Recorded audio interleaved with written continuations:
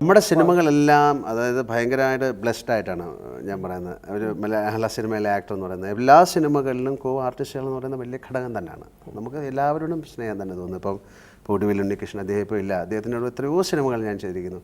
നെടുമുടി വേണു ആയാലും ഗോപിച്ചേട്ടനായാലും ജഗദീഷ് ശ്രീകുമാർ ആയാലും ഇപ്പം മമ്മൂട്ടി ആയാലും ഒക്കെ ഒരു സ്ട്രേഞ്ച് കെമിസ്ട്രി നമ്മൾ വർക്ക് ചെയ്യുന്നുണ്ട്. ഒരു തരത്തിൽ അവരുടെയൊക്കെ ഹെൽപ്പോട് കൂടി തന്നെയാണ് ഒരു സിനിമ നന്നാകുന്നത് അല്ലേ.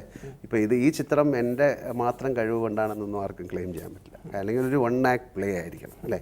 ബാക്കി ഒത്തിരി കൊളീഗ്സ് ഉണ്ടാകാം, ഇതിനൊത്തിരി മെഷീൻസിൻ്റെ സപ്പോർട്ടുണ്ട്. സിനിമ എന്ന് പറയുന്നത് വളരെ സ്ട്രേഞ്ച് ആയിട്ടുള്ളൊരു ഒരു ഫോർമാറ്റാണ്. അത് പല കാര്യങ്ങളില്ലേ.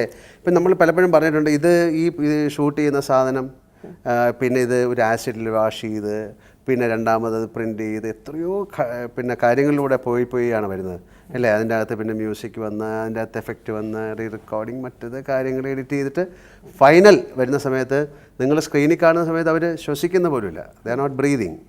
മരിച്ച ആൾക്കാരാണ് അല്ലേ. നമുക്ക് എന്നിട്ട് തോന്നുകയാണ് സത്യമാണെന്ന്.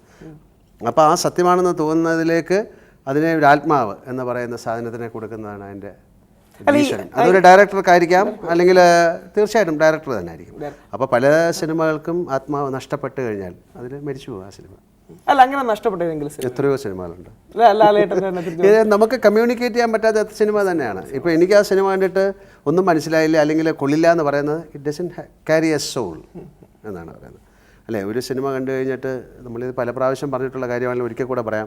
ആ സിനിമയിൽ നിന്ന് എന്തെങ്കിലും ഒരു കാര്യം അല്ലേ, ഒരു സംഭാഷണമായിരിക്കാം, അല്ലെങ്കിൽ ഒരു ഇൻസിഡൻ്റ് ആയിരിക്കാം, അല്ലെങ്കിൽ അതിൻ്റെ കഥയായിരിക്കാം, കഥാപാത്രം എന്തെങ്കിലും you have to take home അല്ലേ, you have to carry it വിത്ത്.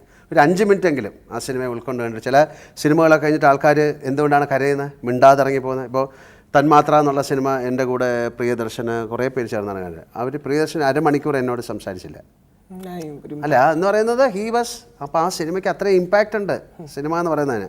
അപ്പോൾ അത്തരം സിനിമകൾ എങ്ങനെ കൊണ്ടുവരണമെന്ന് ഡിസൈഡ് ചെയ്യുന്നത് അതൊക്കെ ഡയറക്ടറാണ്.